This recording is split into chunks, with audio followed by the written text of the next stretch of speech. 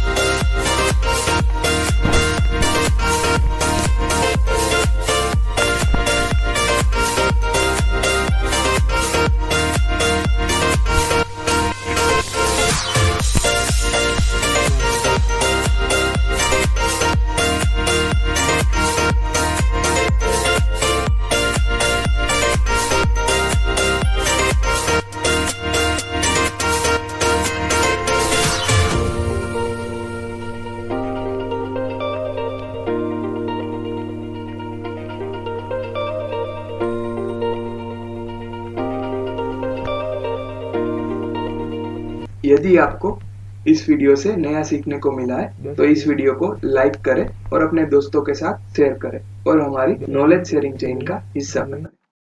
Thank you for watching this video.